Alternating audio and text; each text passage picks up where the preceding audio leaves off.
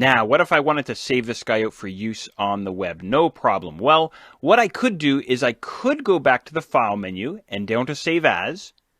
And from the Format menu, I could choose either JPEG or GIF or maybe PNG if I wanted to. Here, I'll choose JPEG. If I choose any of these formats that are best suited for web design, and I'll click on Save here, I'll be met with an Options dialog box. Now, in the case of JPEG here, I'm met with a dialog box that allows me to adjust the amount of compression or image quality that I'm going to save the image out as. If I were to use GIF, for example, I'd be met with a slightly different dialog box, which would allow me to set the color palette and the number of colors and so on for the image. But there's a much better way to save out your images for use in web design. So I'm going to cancel this guy out here.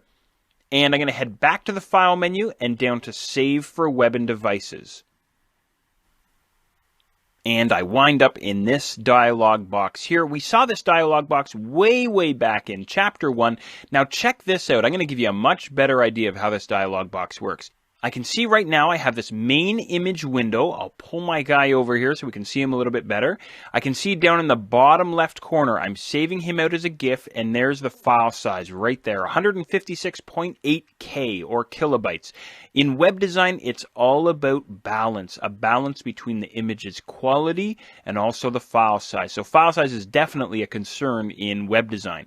Now, what I could do inside this dialog box is I could go all the way up to the top here to this Format menu up here, and I could choose a different file format to save my image out as. I'm going to switch to JPEG here, for example. The image preview reloads in as a JPEG. Down in the bottom here, I can see there's JPEG, and there's the file size if I were to save this guy out as a JPEG, 280.6K. So here's the short and sweet.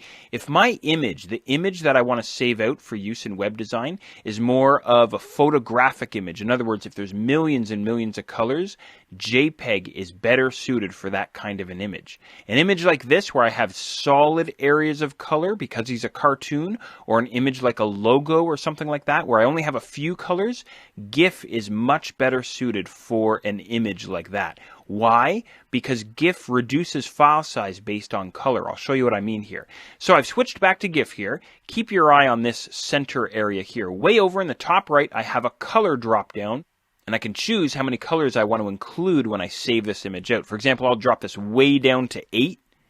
And you can see what happens to my image there. It really gets degraded. But look at that file size, 108K, that's nothing. Or I could crank this guy way up to, say, 128. The image looks a lot better, but I'm going to pay for it with file size. There's a lot of other options inside this top right area, most of which you really won't bother with. For example, I can choose a dither option if I want. What dithering is the way that Photoshop is going to mimic colors that get pulled out of the image and the dithering amount there. Maybe I want to include some transparency, that sort of thing. Way down in the bottom here, I have an image size area, so I can resize my image inside this dialog box on the fly. I'm going to size this down to 500 pixels.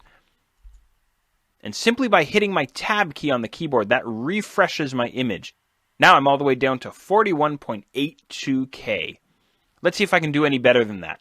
I'm going to try and remove some of my color here. I'll try going down to 16.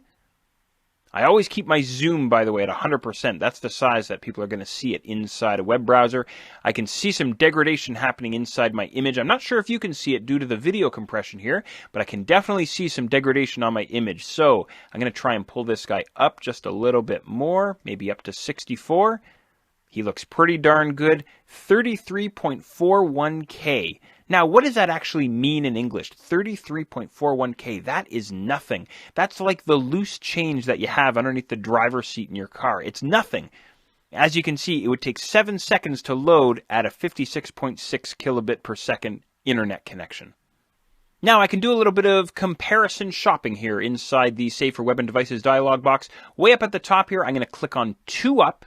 and I could actually run two comparisons side by side. So here on the left, I have my original. I can look down on the bottom. He's just over 1,000 kilobytes. And there's my GIF, which I've converted there. What I'm going to do is I'm going to compare JPEG and GIF side by side so you can really see what happens here. So I single-clicked on the thumbnail on the left. I'm going to go up to the preset menu way up at the top here. I'm going to choose JPEG Low as a starting point. Here's my JPEG options, by the way. Very different from the GIF options. With JPEG, I'm not reducing image quality by pulling color out. What I'm doing is I'm applying different amounts of compression. So I can either choose a compression amount from the drop-down menu here. I could try medium, for example, or I could try very high, for example, or I could use my quality slider here inside the dialog box. It's really up to you. Both would do the same thing. You can see there that my drop-down menu just switched to high as soon as I started messing around with my slider there.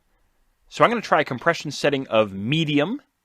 That brings my image all the way down to 33K, comparable to the size of the GIF, but again, I can see some degradation happening inside my cartoon here, especially around the tank that he's holding on his back and down around his chin and so on. So it looks like in this situation, GIF is the winner. Some people think that GIF by default produces smaller file sizes. Other people think, no, as a rule, GIF produces larger file sizes. It all depends on the image that you're starting with. That's really what it boils down to. So again, an image with a few large areas of color, GIF is best suited for that guy. So he's obviously our best choice here. Down at the bottom, I'll click on Save. And I'll save this guy inside the Chapter 12 folder as scientist1.gif. Please don't call them GIFs. People will laugh at you.